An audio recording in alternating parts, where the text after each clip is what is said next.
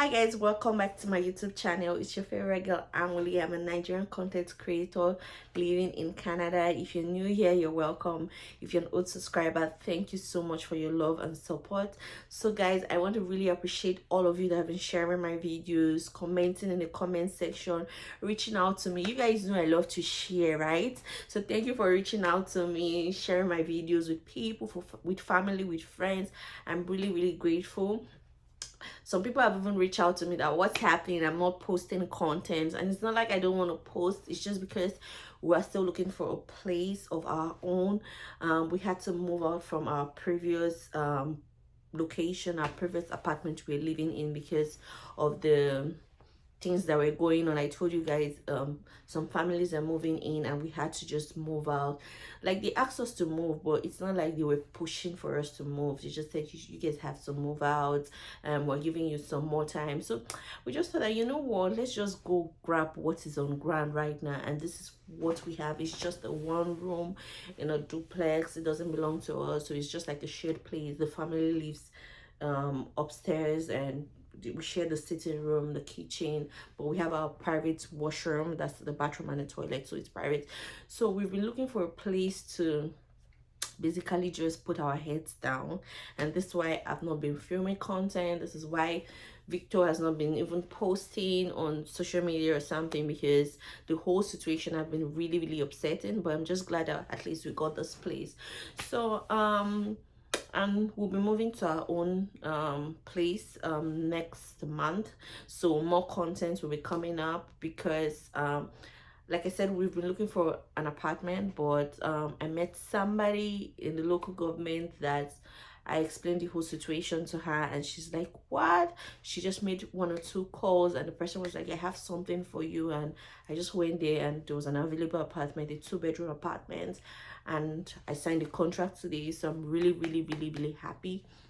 So by July we'll be moving to our own apartment. So guys, today I don't want this video to just be too lengthy. I'm just going to be telling you guys how to secure a care assistance job from outside of Canada, from inside of Canada, how much it pays, like the duties of a care assistant, and what basically you'll be doing. Because a lot of people just think that care assistant is just like discussing, like you don't have basically job duties. So I'm just going to be telling you guys the job duties, like of a care assistant, the certificate you need to apply to become a care assistant. So first of all, I'm just going to tell you website you can actually apply for jobs in Canada. You can use indeed.ca to apply for jobs. You can use Jobbank, like the Canadian Jobbank. I'll just be putting the links in the description box or on this video, so you can actually just click on it and just go to the website. And for those of you that already reached out to me, I gave you guys a CV format. People that reached out to me on Instagram and via email, you can testify. I gave you a CV format, and you can just use that format to create your own CV. Like I said, you can use Resume Coach. It has a free version, and you can just use that to create your own CV. So like I was saying, you can use indeed.ca to get a job. You can use Jobbank, you can use LinkedIn, whatever. I'll just put the name here. So you can use it to apply for a job. Also, you can use Workopolis to apply for a job. Workopolis.ca also to apply for a job. So these are just a few websites you can use to apply for a caregiver job after you've done your CV. So like I said, the new Brunswick job event is coming up this month, and if you have not applied, please apply for it.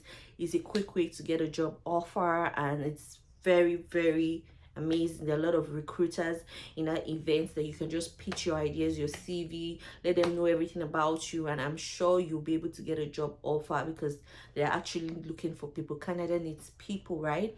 So like I was saying, I already told you guys the website you can actually apply for jobs. And now I'm going to be talking about the certifications, right? What certificates do you need to apply for a caregiver position? So I recommend Allison. Allison is a great website for you to go and study CPR, AED, and first aid. It's just very quick, it's easy.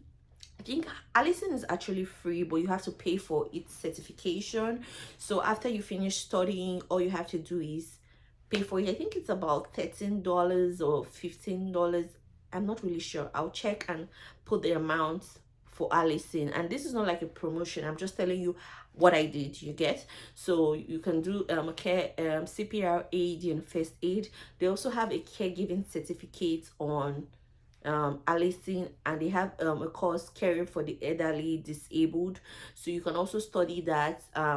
Those are the three main things. That's if you're going to be working in a care home. So you can study caring for the disabled or elderly, you can do CPR aid and first aid, and there's also a caregiving certification course. So when you have those three certificates, you can add it to your CV and apply for jobs on any of this website that I already mentioned when I started the video. So apart from that, what else will you be needing, or what will you like to know concerning the caregiving position or caregiving job? So caregiving jobs are between, the pay is between 15 to at least $35 in Canada. So depending on how you know the job, if you've done it in the past, what experience you have, it's about 15 to $35 per hour.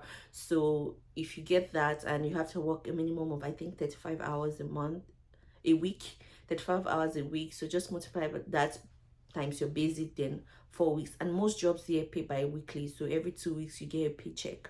So apart from that, another thing I like to touch on is that somebody asked me and said, oh Stephanie, I'm a nurse and I want to come here.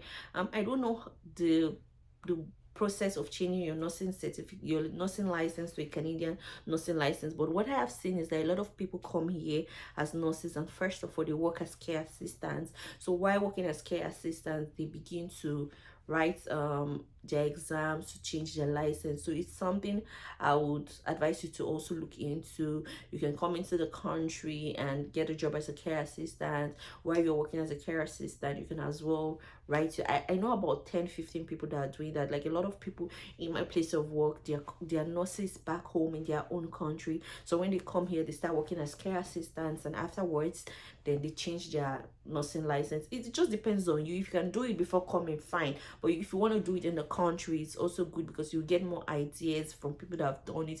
Or you can also do research and see how people did it. There are a lot of YouTube videos. Just check how to convert your nursing license from your country to Canada. You can just type it on YouTube, on Google. You should get more information concerning that.